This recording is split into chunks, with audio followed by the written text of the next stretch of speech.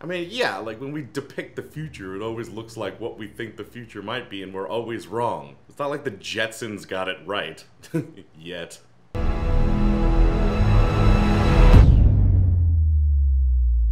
What's up, you guys? Welcome to Boss Level 8, where we make fun of movie critics. We just watched Hotel Artemis, and we're gonna read a review together for the first time. I've never seen this before, don't know if it's gonna be good or bad, but it's probably gonna be bad, because that's kind of what we do here. If it's your first time here, make sure you hit the subscribe button and the little bell right next to it if you like what you see. If you don't, I don't know how to help you.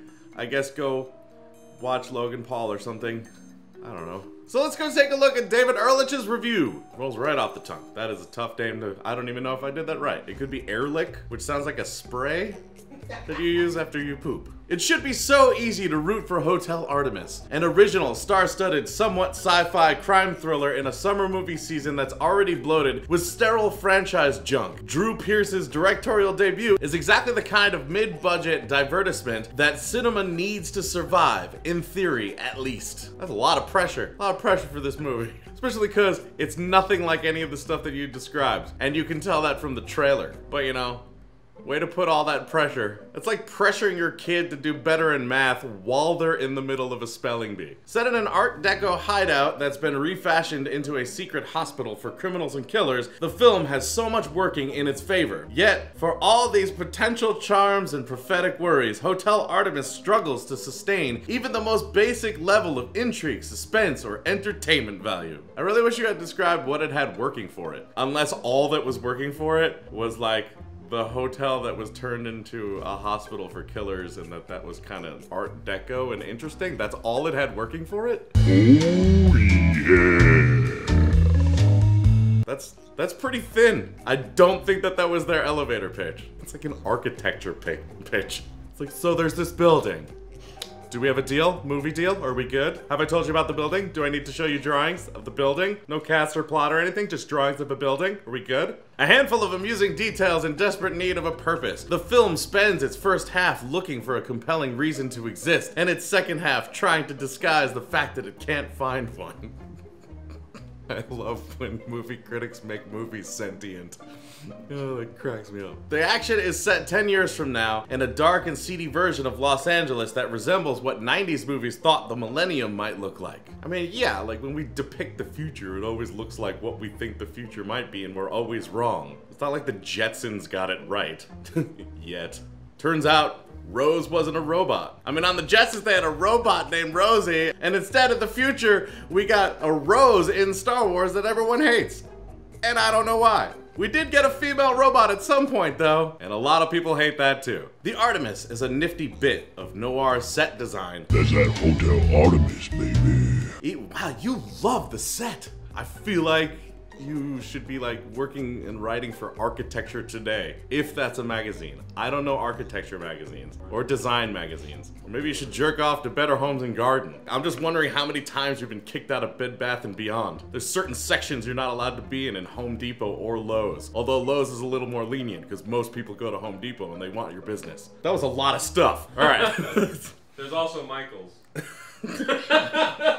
Even if the floor plan seems a bit flat for a tower, and the massive neon sign on the roof seems a bit conspicuous for a secret hideout. Get your reservation on. Pearce I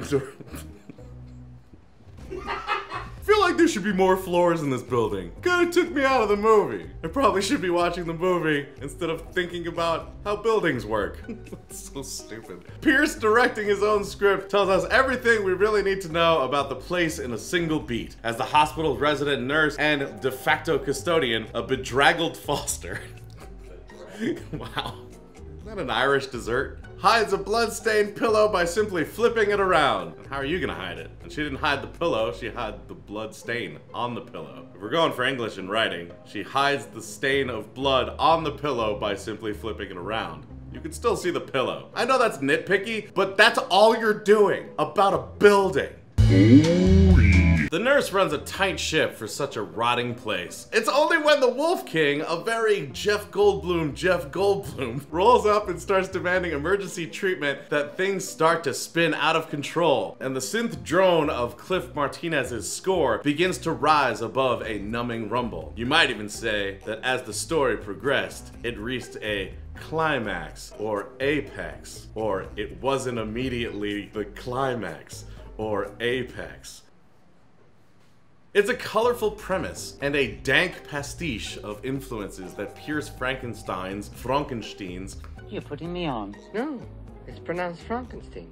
You must be Igor. No, it's pronounced Igor. Into a film that feels like too many different things to ever assume a coherent shape of its own. Wedged somewhere between noir grit and cartoon flamboyance, this underworld opera lacks the stylistic vision required to thread the need between its various modes. But man, what a building. Early check-in, late check-out. What a building. The plot is obvious, the characters archetypical, the dialogue in desperate need of its own voice. The plot is obvious. Yeah, the plot's in the trailer. Of course the plot's obvious, and the characters are based on archetypes, which is interesting because most are. So that's a unique perspective.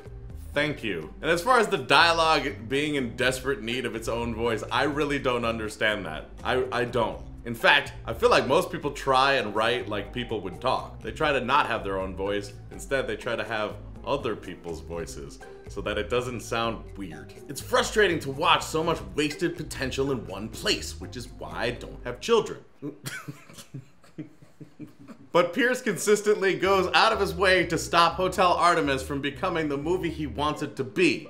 That's annoying. That's really annoying. Deciding what they wanted something to be is really, really annoying. You're acting like someone was trying to carve a face into a pumpkin and it like turned out really crappy, and it was like, what I was really trying to do is this little stencil right here, but it didn't quite work because carving pumpkins is hard. No. He made a movie, and you have no idea what his intention was. We're just waiting for things to go haywire, as Pearce bides his time for so long that you have to start to suspect he didn't have the budget to pull the trigger any sooner. At least Boutella, characteristically, delivers the goods in the film's climactic fight scene, which also happens to be the film's only fight scene. I feel like based on the trailer, you shouldn't have expected an action movie, like just a blind action movie. I don't know where in the trailer you decided that this was an action movie with a nice building. We'll be honest, we didn't know exactly what we were walking into when we saw this movie, but it certainly wasn't what this guy was walking into, and I don't know how he got it from the trailer.